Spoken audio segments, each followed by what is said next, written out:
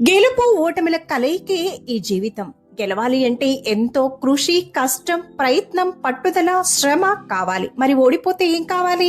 ఆశ, సహనం, మళ్ళీ ప్రయత్నం చేస్తూనే ఉండాలి. ఎప్పటి వరకు చేయాలి? గెలిచే వరకు.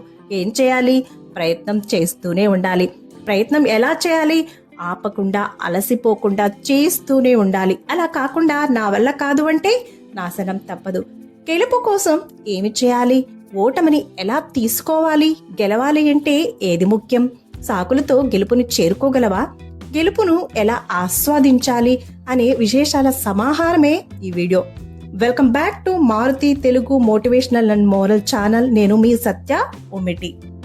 ఈ వీడియోలో 80% నా సొంత రచన. ఈ వీడియో చిన్న పెద్ద అని తేడా లేకుండా అందరికీ ఎంతో ఉపయోగపడుతుంది. చివరిదాకా చూడండి, లైక్ చేయండి, 10 మందికి షేర్ చేయండి. ఛానల్ని సబ్స్క్రైబ్ చేసుకోకపోతే సబ్స్క్రైబ్ చేసుకుని బెల్ని యాక్టివ్లో పెట్టుకుని ఆల్ అనే ఆప్షన్లో పెట్టుకోండి. వీడియో చివరిదాకా చాలా చాలా ఇంట్రెస్టింగ్గా ఎన్నో విషయాల్ని, సక్సెస్ మంత్రాస్ని, సీక్రెట్స్ని తెలియచేయబోతుంది. కాబట్టి ఫాలో అయ్యి మీరు కూడా సక్సెస్ కావాలి అని మనస్ఫూర్తిగా కోరుకుంటున్నాను. కాబట్టి వీడియో చివరిదాకా తప్పకుండా చూసి ఫాలో అవ్వండి. ఓటమి ఓడిన వారిని నిరాశపరిస్తే విజేతలను మాత్రం ప్రోత్సహిస్తుంది. ఓడిపోతే నిరాశపడటం సహజం. కానీ అసలు ప్రయత్నమే చేయకపోతే గెలుపు ఎలా వస్తుంది? విజేతలం ఎలా అవుతాం? ప్రయత్నిస్తే విఫలం కావచ్చేమో, కానీ ప్రయత్నించడంలో మాత్రం విఫలం కావద్దు. మనస్సుంటే మార్గం ఖచ్చితంగా ఉంటుంది. అది లేనప్పుడు వంకలు చెబుతూ ఉంటారు. ఓటమిని ఓర్చుకుని దాన్ని మెట్లుగా చేసుకుని ఎక్కుతూనే ఉండు. అది గెలుపు మెట్టు చేరే వరకు ఆగకు, ఆపకు. అంతిమ విజయాన్ని సాధించే ఆదర్శం కోసం తాత్కాలికంగా ఓడిపోవచ్చు, కానీ అంతిమంగా ఓటమి పాలయ్యే ఆదర్శాల కోసం మాత్రం గెలిచిన ఆ గెలుపు తాత్కాలికమే అవుతుంది.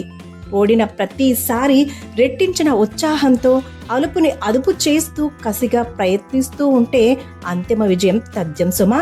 విజయ గర్వం తలకు ఎక్కకుండా, ఓటమి భారంతో గుండె బరువెక్కకుండా చూసుకోవడం మన విజయ రహస్యం. అలా చేయడం వల్ల జీవితంలో ఎదురయ్యే ఎన్నో ఓటమిల్ని రాకుండా ఆపొచ్చు, అడ్డుపడవచ్చు. ఓటమి అసహనం కాకూడదు. నిరాశని దరిచేరనివ్వద్దు. సంకల్పాన్ని సడలిపోనివ్వద్దు. ఆత్మవిశ్వాసాన్ని అణచివేయవద్దు. ప్రయత్నానికి సహనం, ఆశలు తోడైనప్పుడే ఆశయం నెరవేరగలదు. ఆపకుండా ప్రయత్నిస్తేనే గెలుపుని చేరగలం, విజయాన్ని అందుకోగలం. ప్రయత్నమే సగం బలం అని ఎప్పుడూ మర్చిపోవద్దు. సాధించేంత వరకు సహనాన్ని ఆయుధంగా మార్చుకోండి. కుంటి సాకులు చెప్పే అలవాటున్న వారి నుండే 100కి 99% ఓటములు సంభవిస్తూ ఉంటాయి. ఓటమిని ఒప్పుకొని వ్యక్తిని ఓడించడం చాలా చాలా కష్టం సుమా. ఓటమిని ఎప్పుడైతే నువ్వు ఒప్పుకున్నావో నీ జీవితం అక్కడే ఆగిపోయినట్టే. ఒక రకంగా జీవితంలో ఎదుగు బొదుగు ఉండదు. కుంటి సాకులు మాని ఓడిన ప్రతిసారి ఒక్కొక్క అడుగు వేసి చూడు. గెలుపు నీకు ఎంతో దూరంలో ఉండదు. ఫైనల్ గా నేను ఏం చెప్పాలి అనుకుంటున్నానంటే, జీవితంలో ఎదిగిన ప్రతి ఒక్కరు కూడా రాత్రికి రాత్రే గొప్పవారు అయిపోలేదు.